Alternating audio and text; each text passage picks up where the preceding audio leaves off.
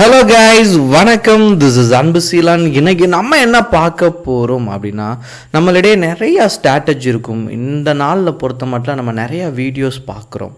ஆனால் நீங்கள் தொடர்ச்சியாக ஸ்டாக் மார்க்கெட்டில் ட்ரேடு எடுக்கச்சா நிறையா ஃபெயிலியர் இருக்கும். அது ஏன் நடக்கு, உங்கள் ஸ்ட்ராட்டஜியை நீங்கள் எப்படி க்ரியேட் பண்ணணும் அப்படிங்கிறத என்டையராக இந்த வீடியோவில் பார்க்க போகிறோம். பிகினராக இருக்கிறீங்க அப்படின்னா இந்த வீடியோ ஸ்கிப் பண்ணாமல் முழுமையாக பாருங்கள். எஜுகேஷன் பர்பஸ்க்காக என்னுடைய டெலகிராம் குரூப், வாட்ஸ்அப் குரூப்பில் இணையனும் விருப்பம் உள்ளவங்க டிஸ்கிரிப்ஷன் பாக்ஸில் லிங்க் கொடுத்துருக்கேன். அந்த லிங்க்கை பயன்பெற்று கொள்ளலாம். இப்போ நம்ம வீடியோக்குள்ளே போகலாம். ஸோ ட்ரேடிங்கை பொறுத்த மட்டும் ரொம்ப முக்கியமானது அப்படின்னு எடுத்துக்கிட்டிங்க அப்படின்னா, நீங்கள் ட்ரேடில் எவ்வளோ நாள் எக்ஸ்பீரியன்ஸை கெயின் பண்ணுறீங்க, அதுதான் ரொம்ப முக்கியம். சிலவங்க வந்துட்டு ஒரு 3 மாதத்துலேயே நல்லா ட்ரேடை பற்றி கற்றுக்கிட்டு என்ன பண்ணுவாங்கன்னா ட்ரேடை எக்ஸிக்யூட் பண்ணுவாங்க. இவங்களுடைய மனநிலை படிக்கும்போதே ஒரு நல்லா திறமைசாலியாக படிக்கக்கூடிய நாலேஜ் இருக்கும். சரிங்களா? சிலவங்களுக்கு என்ன அப்படின்னா பேக் பெயின் ஸ்டூடெண்ட்டாக இருப்பாங்க. நமக்கு ஒரு விஷயம் புரிகிறதுக்கே என்ன ஆகும் அப்படின்னா கொஞ்சம் டைம் எடுத்துக்கும். அவங்க 3 மாதத்தில் கற்றுக்குறாங்க அப்படின்னா நமக்கு ஒரு 6 மாதம் பிடிக்கும். ஆனால் என்ன அப்படின்னா நீங்கள் தொடர்ச்சியாக ஸ்டாக் மார்க்கெட்டில் இருக்கணும். அப்போ நீங்கள் பார்க்கும்போது முதல் விஷயம், மார்க்கெட்டில் ட்ரேட் எடுக்கும்போது முதல்ல மார்க்கெட் பாசிட்டிவாக இருக்கா நெகட்டிவாக இருக்கா அப்படிங்கிறத செக் பண்ணணும்.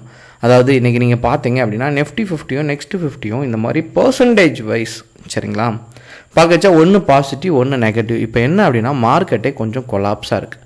பையரும் செல்லரும் சரியான இடத்துல இல்லை. சரிங்களா? அதனால் நமக்கு ஃபைண்ட் அவுட் பண்ணுறது கஷ்டமாக இருக்கும். ஸ்டாக் மார்க்கெட்டை பொறுத்த மட்டும் ஒரு ஷேரை நீங்கள் பை பண்ணீங்க அப்படின்னா அந்த ஷேர் வந்து ஆட்டோமேட்டிக்காக மேலே ஏறும். இந்த மாதிரியான தருணத்தில் ஃப்ளக்சுவேஷனில் இருக்கும். அதனால் இந்த மாதிரியான நேரத்தில் அவாய்ட் பண்ணுறது நல்லது. அதே சமயம் இது வந்துட்டு ப்ராஃபிட்டில் இருக்குது, அதாவது பாசிட்டிவில் இருக்குது, இல்லை அப்படின்னா நெகட்டிவில் இருக்குங்க பட்சத்தில் நீங்கள் 2வது ஸ்டெப்புக்கு போயிடலாம். இப்போ பாசிட்டிவ் அப்படின்னா Nifty 50ல் நீங்கள் ட்ரேட் பண்ணுறீங்க அப்படின்னா செகண்ட் பாயிண்ட்டை பொறுத்த மட்டும் டாப் 10ல் ட்ரேட் பண்ணுங்கள். இல்லை மார்க்கெட் வந்து நெகட்டிவில் போகுது பாசிட்டிவில் இல்லை அப்படின்னா கீழே இருக்கக்கூடிய 10 ஸ்டாக்கில் ட்ரேட் பண்ணுங்கள். நெகட்டிவில் இருக்கச்ச இது பிகினராக இருக்கும்போது கன்ஃபியூஷன் வரும் எதில் ட்ரேட் எடுக்கணும் அப்படிங்கிறது. இதை இந்த செகண்ட் பாயிண்ட்டாக நோட் பண்ணிக்கோங்க. தேர்ட் பாயிண்ட்டை பொறுத்த மட்டும் இந்த மாதிரி ஒரு ஸ்டாக் வந்துட்டு நல்ல பர்சன்டேஜில் மார்னிங்கே ஏறிடுச்சு அப்படின்னா இந்த ஸ்டாக்கில் ட்ரேடை அவாய்ட் பண்ணுறது நல்லது.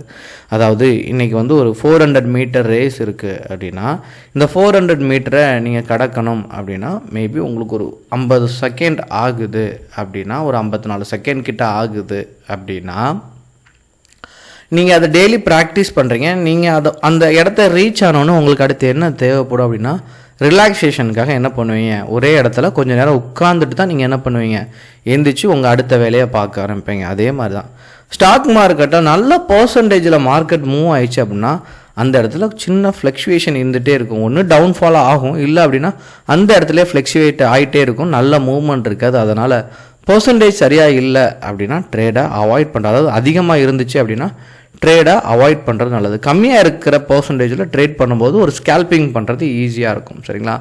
4th பாயிண்ட் ரொம்ப முக்கியமான பாயிண்ட் என்ன அப்படின்னா, நீங்கள் நிஃப்டியோட சார்ட்டை கட்டாயமாக செக் பண்ணி ட்ரேட் பண்ணணும். பை சைடு போகிறீங்களா செல் சைடு போகிறீங்களாங்கிறத சப்போர்ட்லேருந்து ரெசிஸ்டண்ட்டை நோக்கி போகச்ச, சரிங்களா, இப்போ இது சப்போர்ட்லேருந்து ரெசிஸ்டன்ட் நோக்கி போகச்ச பைக்கும், ரெசிஸ்டன்ட் வந்து சப்போர்ட்டை நோக்கி வரச்ச செல்லுக்கும் பயன்படுத்துறது ரொம்ப நல்லது. நிஃப்டி எந்த டைரக்ஷனில் இருக்குன்னு பாருங்கள். அப் ட்ரெண்டாக இருக்கும்போது பைக்கும், ஃப்ளாட்டாக இருக்கும்போது பைக்கும் செல்லுக்கும், டவுன் ட்ரெண்டில் இருக்கும்போது செல்லுக்கு பயன்படுத்துறது நல்லது. சரிங்களா? கடைசியான பாயிண்ட் 5வது பாயிண்ட் என்ன அப்படின்னா, நீங்கள் எதில் ட்ரேடு எடுத்தாலுமே சரிங்களா, இங்கே வந்து நீங்கள் டெக்னிக்கல் அப்படிங்கிற ஒரு விஷயத்த நம்ம என்ன பண்ணுவோம், கட்டாயமாக பார்ப்போம். சரிங்களா? இதில் இந்த இண்டிகேட்டரோட சஜஷனாக நீங்கள் கண்டிப்பாக கேட்கணும். எப்போவுமே வந்து நீங்கள் என்ன பண்ணுவீங்க அப்படின்னா ஒரு இண்டிகேட்டர் என்ன பண்ணுது, நீங்கள் ஆர்எஸ்சி, எம்எஸ்சிடியோ, சூப்பர் டெண்டோ, பிஃபனாசியோ ஏதோ ஒன்று யூஸ் பண்ணுறீங்க. சரிங்களா? இப்படி நீங்கள் யூஸ் பண்ணச்சா ஒரு இண்டிகேட்டர் சிக்னலை காட்டிலும் இந்த மாதிரி பிளண்டியாக கொடுக்குறது வந்து ரொம்ப நல்லது. இதில் இந்த பர்டிகுலர் ஸ்டாக்கில் என்ன கொடுக்கும், புல்லிஷா, பியரிஷா, நியூட்ரலா, இதையும் வேல்யூ ஆட் பண்ணி நீங்கள் ட்ரேட் பண்ணிங்கன்னா சக்ஸஸ் ரேஷியோ அப்படிங்கிறது இந்த 5 பாயிண்ட்டையும் கலந்து நீங்கள் ஒரு ஸ்ட்ராட்டஜி க்ரியேட் பண்ணும்போது சக்ஸஸ் ரேஷியோ அப்படிங்கிறது கொஞ்சம் அதிகமாகவே இருக்கும். எண்ட் ஆஃப் த டேல டெக்னிக்கல் அப்படிங்கிறது ரொம்ப முக்கியம். சரிங்களா? ஸோ நிறையா ப்ராக்டிஸ் பண்ணுங்கள். இதெல்லாம் எஜுகேஷன் பர்பஸ்க்காக தான். என் கிளாஸில் படிக்கிற ஸ்டூடெண்ட்டுக்கும் முக்கியமாக சொல்லிக் கொடுக்குறதே ஒரு ட்ரேடுக்கு முன்னாடி என்னென்ன விஷயங்கள் பார்க்கணும் அப்படிங்கிறது தான். உங்களுக்கு ஏதாவது டவுட் இருக்குன்னா கண்டிப்பாக கமெண்ட் பாக்ஸில் உங்களுடைய டவுட்டை தெரிவிங்க. Okay guys, thank you so much for வாட்சிங் this video. Tata, bye bye, see you.